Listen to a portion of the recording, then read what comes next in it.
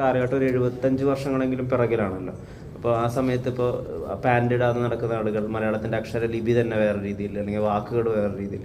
അപ്പം മാത്രമല്ല ഇതിനകത്ത് ഒരു ഗുരുവും കൂടിയാണല്ലോ, ഒരു മാസ്റ്ററും കൂടിയാണല്ലോ. അപ്പം നമുക്കറിയാത്തൊരു കാലഘട്ടത്തിന് വേണ്ടി ഇപ്പോൾ ബാക്കപ്പ് ഒക്കെ നന്നായിട്ട് എടുത്ത ആക്ടറുണ്ട്. ശ്രീ മമ്മൂക്കയൊക്കെ അതിൻ്റെ എക്സാമ്പിളാണ്. അദ്ദേഹം ഈ വടക്കം വീരകഥ ചെയ്യുമ്പോൾ ആ ഡയലോഗ്സ് MT സാറിനെ കൊണ്ട് തന്നെ നറേറ്റ് ചെയ്യിപ്പിച്ച് CD-യിലാക്കി കാറിൽ പ്ലേ ചെയ്തുകൊണ്ടാണ് അദ്ദേഹം ഇത്രയും ഗംഭീരമായ ഡയലോഗുകൾ പറയുന്നത്. അപ്പോൾ ഇതിൻ്റെ ഒരു ഇൻറ്റേർണൽ പ്രോസസ്സ് കൂടി ഉണ്ടല്ലോ. അത് എത്രമാത്രം അക്കാഡമിക്കായിട്ട് സമീപിക്കാൻ പറ്റുന്നുണ്ട്? ഇതിൽ ഈ സിനിമയുടെ ഇത് പൂർണ്ണമായിട്ടും ഞാൻ എല്ലാ സിനിമകൾക്കും അങ്ങനെ തന്നെ ചെയ്യാറ്. ഞാൻ ഭയങ്കരമായിട്ട് ഡയറക്ടറിനെയും റൈറ്ററിനെയൊക്കെ ഡിപ്പെൻഡ് ചെയ്യുന്ന ഒരാളാണ്. നമ്മൾ വീട്ടിൽ നിന്ന് പ്രിപ്പയർ ചെയ്ത് വന്നിട്ട് അത് തന്നെ ആവണം ഇവരുടെ മനസ്സിൽ എന്നില്ലല്ലോ. അപ്പോൾ നമ്മുടെ പ്രിപ്പറേഷന് ഇവരുടെ സഹായം ഭയങ്കരമായിട്ട് ആവശ്യമുണ്ട്. അപ്പോൾ സ്ക്രിപ്റ്റ് എഴുതുന്ന സമയത്ത് തന്നെ അത്യാവശ്യം നല്ല റിസർച്ച് ചെയ്തിട്ട് തന്നെയാണ് സുരേഷ് അത് ചെയ്തിട്ടുള്ളത്. 1950-60 നടക്കുന്നു എന്ന് പറയുന്നുണ്ടെങ്കിലും ഈ സിനിമ ഇറങ്ങുന്നത് 2026 കാരണമുണ്ട്.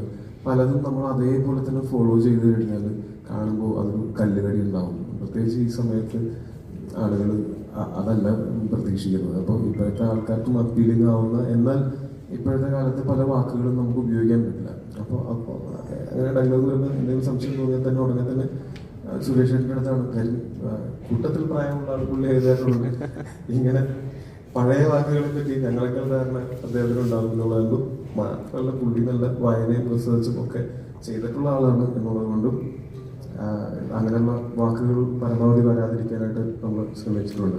എന്നാൽ നമ്മൾ ഈ 50s തന്നെ സംസാര രീതി നമ്മൾ ഇതിൽ ഉപയോഗിക്കാൻ ശ്രമിച്ചാൽ എന്തുണ്ടാവുമെന്ന് വെച്ചാൽ, നമുക്ക് ഈ 75 വർഷത്തിന്റെ മാറ്റം എന്ന് പറഞ്ഞാൽ അതിഭയങ്കരമായിട്ടുള്ളൊരു മാറ്റമാണ്.